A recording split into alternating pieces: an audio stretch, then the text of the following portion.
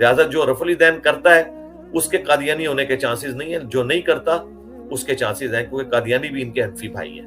مرزا جیلمی نے یہ دعویٰ کیا ہے کہ جو لوگ رفع یدین کرنے والے ہیں ان کے قادیانی ہونے کے کوئی چانس نہیں ہیں، اور جو رفع یدین نہیں کرتے ان کے قادیانی ہونے کے چانس ہیں، اور قادیانی یہ حنفیوں کے بھائی ہیں۔ اب مرزا جیلمی کے اس دعوے کے اندر کتنی صداقت ہے، آپ اندازہ کریں کہ کتنے جھوٹ اور کذب بیانی سے مرزا کام لیتا ہے۔ جب مرزا جیلمی کے سے پہلے جملے کو ہم دیکھتے ہیں کہ جو رفع یدین کرنے والے ہیں ان کے قادیانی ہونے کے کوئی چانس نہیں ہے، تو یہ اس کا دعویٰ بالکل حقیقت کے برعکس نظر آتا ہے۔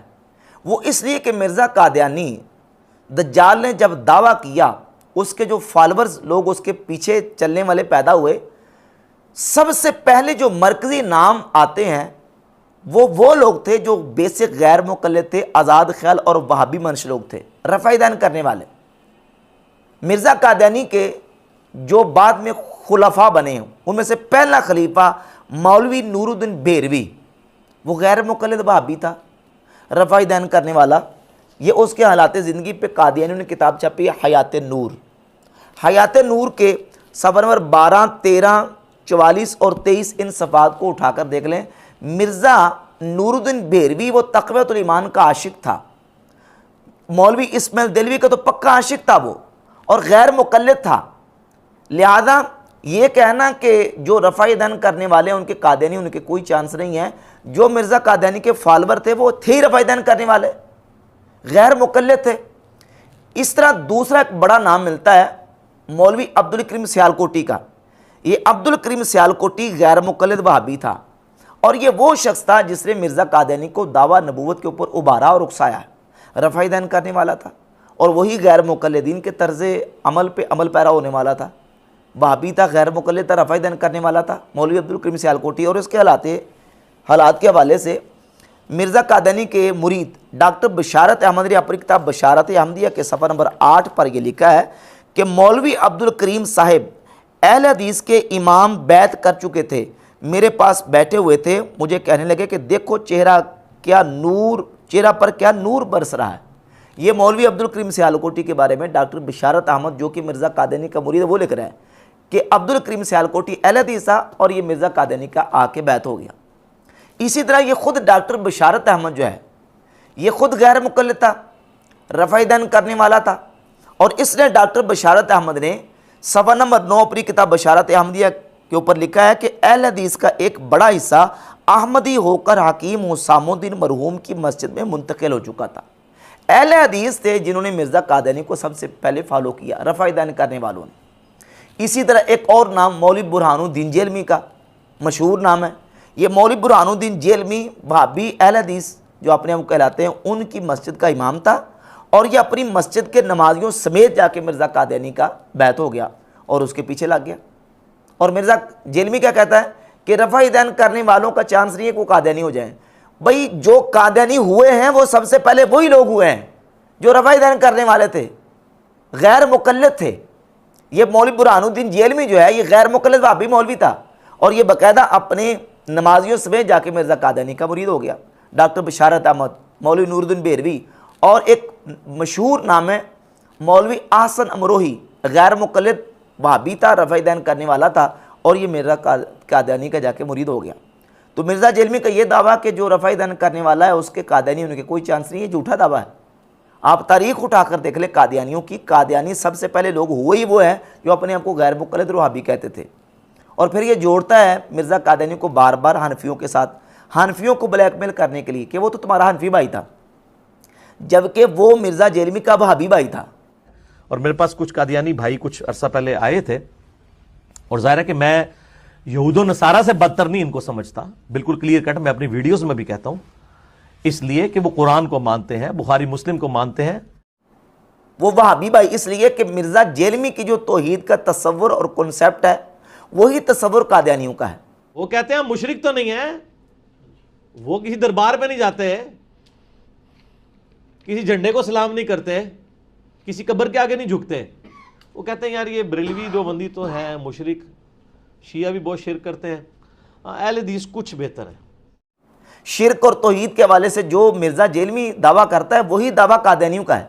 محمد بن عبد الوہاب نجدی جو فرقہ وہابیہ کا بانی اور پیشوا ہے، محمد بن عبد الوہاب نجدی کو مرزا قادیانی 12ویں صدی کا مجدد مانتا تھا۔ مرزا قادیانی بھی مجدد مانتا تھا اور مرزا جیلمی بھی محمد بن عبد الوہاب نجدی کو مجدد مانتا ہے۔ مرزا جیلمی نے اس کے اوپر پورا بیان دیا ہوا ہے۔ یہ کتاب دیکھیں اصل مصفہ قادیانیوں کی، اس کتاب کے صفحہ نمبر 165 پہلی جلد کے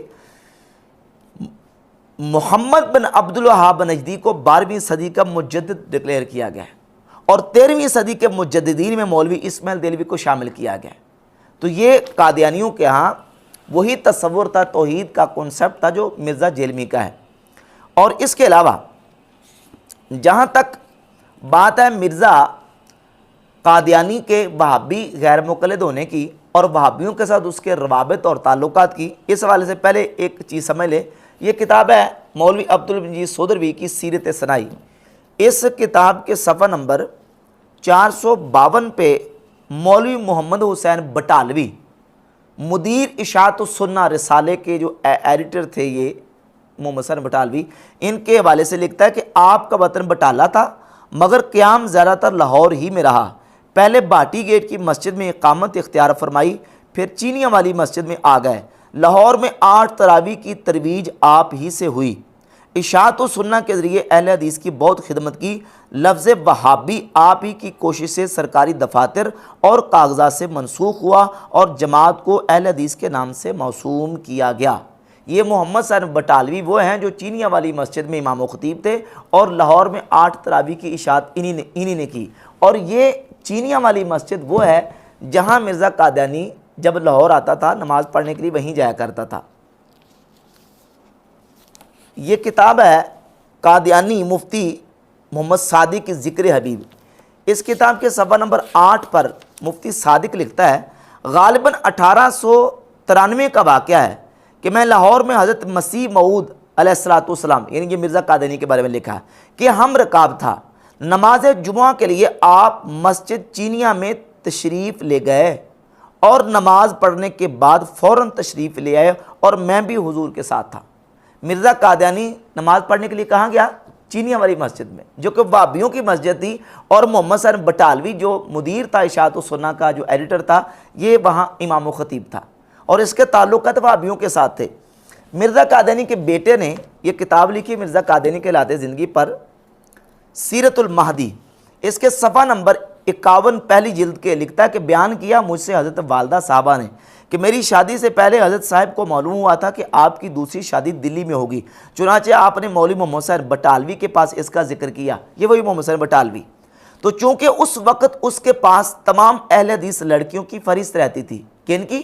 اہل حدیث لڑکیوں کی فہرست رہتی تھی، اور میر صاحب بھی اہل حدیث تھے اور اس سے بہت میل ملاقات رکھتے تھے، اس لیے اس نے حضرت صاحب کے پاس میر صاحب کا نام لیا۔ آپ نے میر صاحب کو لکھا۔ شروع میں میر صاحب نے اس تجویز کو بوجہ تفاوت عمر ناپسند کیا مگر آخر رضامند ہو گئے، اور پھر حضرت صاحب مجھے بیانے دلی گئے۔ آپ کے ساتھ شیخ احمد علی اور لالا ملاوہ بھی تھے۔ نکاح مولوی نذیر حسین نے پڑھا تھا۔ یہ 27 محرم 1302 ہجری بروز پیر کی بات ہے اور اس وقت میری عمر 18 سال کی تھی۔ حضرت صاحب نے نکاح کے بعد مولوی نذیر حسین کو 5 روپے اور ایک مصلی نظر دیا تھا۔ مولوی نذیر حسین دہلوی یہ وہابیوں کے بہت بڑے عالم تھے، اور مولوی محمد صاحب بٹالوی یہ بھی اہل حدیث وہابیوں کے بڑے عالم تھے جو اپنے آپ کو اہل حدیث کہتے ہیں، اور ان کے پاس اہل حدیث لڑکیوں کی فہرست رہتی تھی۔ مولوی محمد صاحب بٹالوی نے میر ناصر جو کہ وہابی تھے ان کی بیٹی کا رشتہ مرزا قادیانی کو لے کے دیا، اور نکاح پڑھانے والا کون تھا؟ مولوی نذیر حسین دہلوی جو کہ وہابیوں کا بہت بڑا عالم تھا۔ اب یہ ان کے تعلقات ذرا ملاحظہ کریں۔ یہ ہے اشاعت السنہ، وہ رسالہ جس کا ذکر ہو رہا تھا۔ اس اشاعت السنہ میں جلد نمبر 9 جلد 14 ہے اور اس کے صفحہ نمبر 246 پہ مولوی محمد صاحب بٹالوی لکھتا ہے قادیانی اہل حدیث کی قادیانی اہل حدیث کیا ایک ادنا درجہ کا مسلمان بھی نہیں، بلکہ وہ درپردہ زندیق چھپا مرتد ہے۔ وہ اہل حدیث بن کر وہ اہل حدیث بن کر سادہ لو اہل حدیث کو زندیق بنانا چاہتا ہے۔ کیا بن کر؟ اہل حدیث بن کر۔ تو وہ اہل حدیث بن کر یہ سارا کچھ کرتا تھا، وہ غیر مقلد تھا، اس کا حنفیت کے ساتھ کوئی تعلق نہیں تھا۔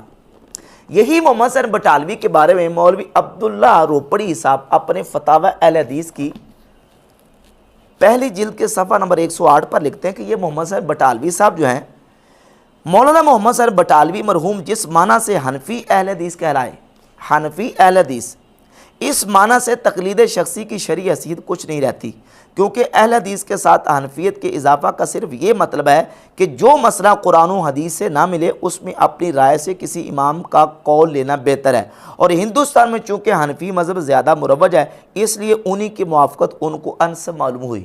مولوی محمد حسین بٹالوی ہے تھے وہابی اہل حدیث اپنے آپ کو کہتے، لیکن وہ اہل حدیث حنفی کہتے اپنے آپ کو، حنفی اہل حدیث۔ حنفی اہل حدیث کیوں کہ تھا وہ بیسک اہل حدیث وہابی، لیکن جو مسئلہ قرآن و حدیث سے نہیں ملتا تھا اس میں وہ کہتا تھا کہ میں اس میں مسئلہ جو ہے وہ لوں گا حنفیوں کا، چونکہ حنفی یہاں زیادہ رائے تھے، زیادہ حنفیت مروج تھی۔ تو اس اعتبار سے یہ ساری چیزیں آن دا ریکارڈ موجود ہیں۔ اور پھر اس حوالے سے مرزا قادیانی کے مرید ڈاکٹر بشارت احمد نے مجدد اعظم اپنی کتاب اس کی جلد 2 صفحہ نمبر 917 میں مرزا قادیانی کے حوالے سے لکھا ہے کہ مرزا قادیانی کہتا ہے یاد رکھیں کہ ہماری جماعت بنسبت عبداللہ کے اہل حدیث سے اقرب ہے، اور عبداللہ چکڑالوی کے بہودہ خیالات سے ہمیں کچھ بھی مناسبت نہیں۔ یعنی کہتا کہ ہماری جو قادیانی جماعت ہے یہ اہل حدیث وہابیوں کے زیادہ قریب ہے۔ اور اس سلسلے میں آخری حوالہ مولوی اسماعیل سلفی غیر مقلد وہابی عالم کی کتاب تحریک آزادی فکر کے صفحہ 188 سے پیش کر دیتا ہوں۔ وہ لکھتے ہیں کہ مرزا غلام محمد قادیانی اپنے آپ کو بریلوی حنفی ظاہر کرتے تھے، لیکن حقیقت میں وہ حنفی بھی نہ تھے۔ اہل حدیث تو کیا ہوتے، البتہ غیر مقلد ہو سکتے ہیں، کیونکہ وہ نہ فقہ حنفی کے پابند تھے، نہ وہ صحابہ اور تابعین ائمہ سلف کی روش پر چلنا پسند کرتے ہیں۔ تنقید حدیث کے متعلق وہ ائمہ حدیث کی بجائے اپنی ذات کو معیار سمجھتے ہیں۔ یعنی وہ سیم مرزا جیلوی والا طریقہ تھا، وہ وہی اسلوب تھا، اس لیے ترک تقلید کے باوجود اہل حدیث نہیں ہیں۔ یعنی یہ مولوی اسماعیل سلفی غیر مقلد وہابی بھی مان گئے کہ مرزا قادیانی وہ تقلید کو ترک کرتا تھا، تقلید نہیں کرتا تھا، لیکن وہ اہل حدیث بھی نہیں تھا۔ لیکن یہ ساری چیزیں ثبوت اور دلائل بتاتے ہیں کہ مرزا قادیانی وہ مرزا جیلمی کی طرح آزاد خیال آدمی تھا، جو دل کرتا تھا وہ کرتا تھا، اور ترک تقلید کے باوجود وہ اپنی منمانی کرتا تھا۔